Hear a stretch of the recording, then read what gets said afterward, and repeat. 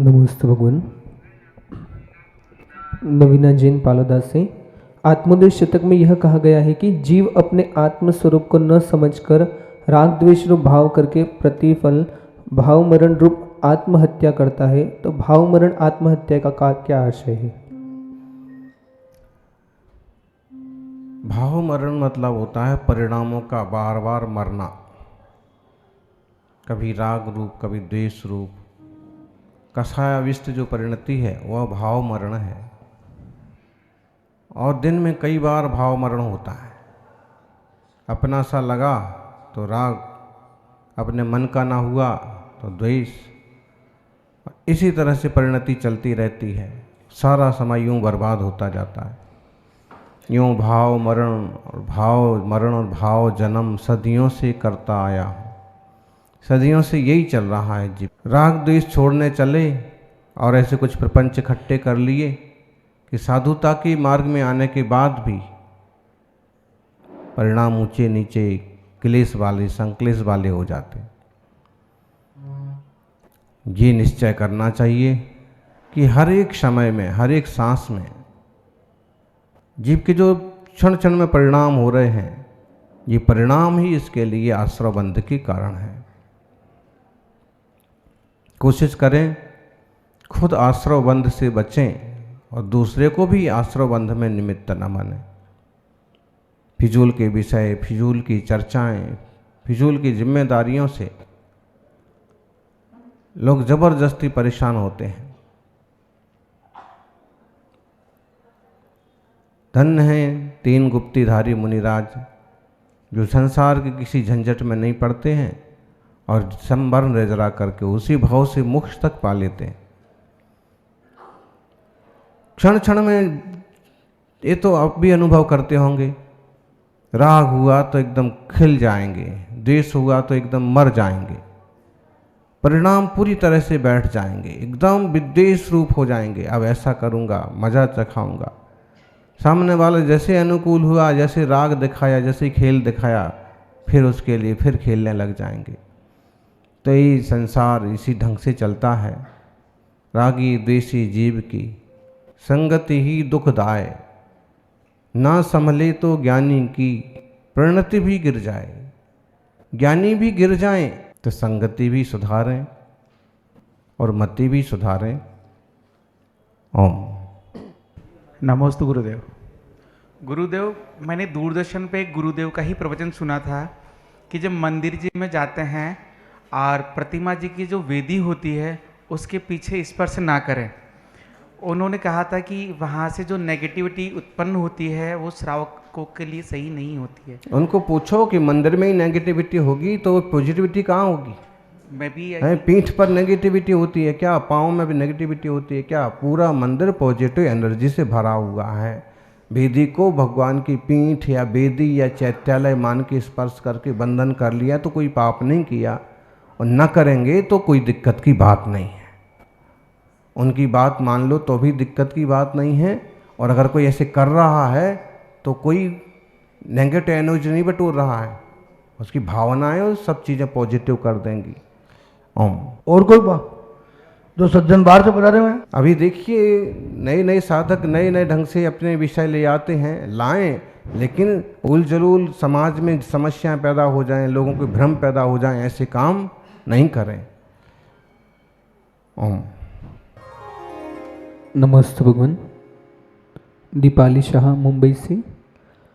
आज के समय में हर क्षेत्र में निजी स्वार्थ और भ्रष्टाचार नजर आता है। कुछ लोग ईमानदारी से पुरुषार्थ करते हैं और योग्यता होने पर भी उन्हें अपना हक या स्थान नहीं प्राप्त होता।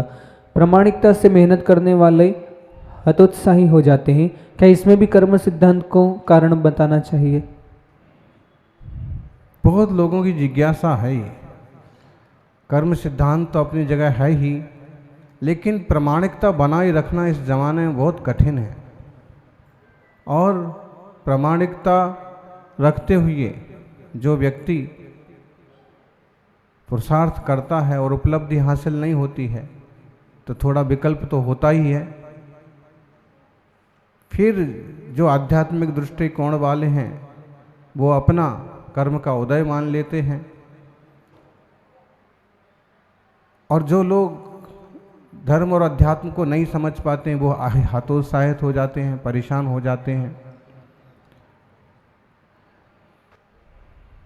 कर्म सिद्धांत तो हर जगह काम करता ही है। छल कपट करके आगे बढ़ जाने वालों को भी कहीं ना कहीं नुकसान उठाना ही पड़ता है। करते वक्त जब पाप करते हैं, दोष करते हैं, तब ज़्यादा पता नहीं पड़ता, लेकिन जब उदय में आता है तब पता पड़ता है। कोई हाथ नहीं लगा पाता फिर। तो आप या जो भी बहुत विचलित ना हों, बहुत आगे जाने वाले भी कभी फिसल जाते हैं और बहुत बुरा दंड पाते हैं। ओम। नमस्ते भगवान। महेश पचौरी पाठशाला से। जिन मुनियों को शेर ने भक्षण किया या सिर पर अग्नि जला दी इत्यादि उपसर्ग होने पर केवल ज्ञान प्राप्त कर मोक्ष गए, उनके आत्म प्रदेश सिद्धालय में किस आकार में होंगे? अंतिम शरीर के कुछ कम प्रमाण में सघन आत्मा प्रदेश में मनुष्याकार में ही होंगे। जब केवल ज्ञान होता है तो टूटे फूटे जले कटे शरीर भी सुंदर आकृति धारण कर लेते हैं। ऐसा केवल ज्ञान का प्रभाव है। और जब सिद्धि होती है तो आत्मा प्रदेश जो शरीर में पोलापन है उस सब जगह भर जाते हैं, घट हो जाते हैं, और इसलिए कुछ कम आकृति सिद्ध लोक में विराजमान होती है। ओम। नमस्ते भगवान। गुरुदेव आर.के. जिन मेरठ से। यह काम बड़ा बलशाली है और हमारा सहननहीन है। इसे जीतने का क्या उपाय है जिससे निमित्त मिलने पर भी मन में चंचलता न उत्पन्न हो और जो नियम हमने आजीवन के लिए लिया है वह निर्दोष पालन हो सके? मत्तेव कुंभ दलने भुवि संति सूरा केचित प्रचंड मृगराज बधेपि दक्षा किंतु ब्रह्मी बलिनाम पुरता प्रसह्या कंदर्प दर्प दलने विरला मनुष्य। भर्तृहरि कहते हैं कि इस लोक में ऐसे भी इंसान हैं जो खतरनाक हाथी को भी उसका बस में कर लें। ऐसे भी लोग हैं जो शेर के दांत उखाड़ दें, शेर को भी जीत लें। लेकिन ऐसे बड़े बड़े बलवानों के सामने भी मैं चैलेंज कर देना चाहता हूं कि ऐसा कौन है जो काम वासना को जीत ले। ऐसा एक जिनेंद्र भगवान के अलावा, परम प्रतापी मुनिराजों के अलावा और कोई नहीं है। कहीं ना कहीं फिसलते हैं और दुर्गति के पात्र बनते। तो जब साधु सन्यासियों का ठिकाना नहीं पड़ रहा है, व्रती ब्रह्मचारियों का ठिकाना नहीं पड़ रहा है, तो आप तो गृहस्थी हो। जितना पुरुषार्थ बने उस हिसाब से अपना आत्मचिंतन तत्वाभ्यास करते हुए व्रतों का निर्दोष पालन करें, आत्मकल्याण करें। ओम। नमस्ते। दिनेश जैन दिल्ली से। आजकल दिल्ली में छोटे मच्छर को जीरा मच्छर कहने लगे हैं, इससे कितना दोष लगता है? नाम संज्ञा है, दोष क्या है? अब जीरा मच्छर तो मतलब छोटा मच्छर, और जीरा खाने का थोड़ी बोल रहा है कि इसको पकड़ो और खाओ। तो एक संज्ञा रख देते हैं किसी किसी की। बस अभिप्राय अगर गलत है तो फिर पाप लगेगा। नमस्ते। हर्षिल जैन कलोल गुजरात से। भगवान, स्तुति पाठ आदि गाने में जो आता है कि पाप का त्याग करता हूँ, राग देश का त्याग करता हूँ, फिर भी हम करते हैं तो नियम तोड़ने का पाप लगता है क्या? लगता है, बहुत लगता है। लेकिन बार बार कोशिश करते हैं, बार बार फिर जमते हैं, फिर फिसलते हैं, फिर चढ़ते हैं, और कोशिश करते करते कभी सफल भी हो जाते हैं। तो कोशिश तो ये करें कि जो हम बोलते हैं, जो हम प्रायश्चित करते हैं, जो प्रतिक्रमण करते हैं, उसको दिल से स्वीकार करें। ब्रह्मचर्य व्रत है, ब्रह्मचर्य व्रत का पालन हो, तो किसी से भी राग नहीं होना चाहिए, किसी के प्रति भी। और ब्रह्मचर्य प्रतिमा है तो ब्रह्मचर्य प्रतिमा का पालन हो। ब्रह्मचर्य महाव्रत है, कोई भी व्रत है, आराध्य भोजन त्याग है, तो तो कितने ही लालच के सामान रखे हों, आपको उससे बचना पड़ेगा। और आप कहो कि नहीं हम तो प्रायश्चित ले लेंगे, प्रतिक्रमण कर लेंगे, तो जमेगा नहीं। स्तुति वगैरह में बोलते हैं वो सद्गुण हैं, उन सद्गुणों को जीवन में स्वीकार करना चाहिए। ओम। नमस्ते। प्रेरणा शाह सागवाड़ा से, यह जीव प्रतिदिन सोते समय मरण की आकांक्षा उत्पन्न करता है और जगते हुए जीवन का उत्सव करता है। आत्मा होते हुए भी आत्मदर्शी में न रहते हुए ब्रह्म में रहते हैं। आचार्य हम स्व को स्व और पर को पर नहीं जानते, आत्मा की सच्चाई को नहीं जानते, समाधान करें। तो क्या समाधान करें इसका? जब स्व को स्व नहीं जानते हो, आत्मा की सच्चाई को नहीं मानते हो, तो अब इसका इलाज क्या है? इसका इलाज यही है कि स्व को स्व मानो, पर को पर मानो। शरीर शरीर है, सड़ जाने वाला है, गल जाने वाला है, और आत्मा चैतन्यमय है, आत्मा आत्मा है। ज्ञायक तत्व की दृष्टि करो, ये स्व को स्व जानना है। और देह की दृष्टि करते हैं तो नुकसान उठाना पड़ता है। बार बार ज्ञानार्णों में भी अभ्यास हो रहा है, प्रवचनों में भी आ रहा है, समाधि तंत्र में भी निज को निज पर को पर जान। ऐसी निर्मल दृष्टि बन जाए तो फिर कल्याण हो। कोशिश करने से, अभ्यास करने से, तत्वाभ्यास करने से, ऐसी संगति में रहने से कुछ ना कुछ चेंजिंग तो आती है। ओम। नमस्ते। कल 24 सितंबर को गुरु पुष्य नक्षत्र था, यह क्या होता है, इसकी क्या महिमा है? आज कौन से कार्य करने चाहिए और कौन से नहीं करना चाहिए जिससे गुरु व शिष्य की महिमा बनी रहे? गुरु पुष्यामृत अच्छा होता है। कहते हैं कि गुरु का दिन हो, पुष्य नक्षत्र हो, तो सभी शुभ कार्यों को करने में अच्छा माना जाता है। अशुभ कार्य हो पड़े तो उनका भी फल दुगना चौगना होता है, शुभ कार्य हो पड़े तो उनका भी फल दुगना चौगना होता है। तो कल गुरु पुष्य अच्छा अमृत योग था, और साधना करने वाले को या समझ रखने वाले को तो हर रोज अच्छा है। निष्कषाय शांत स्वभाव वाले को तो हर नक्षत्र अच्छा है।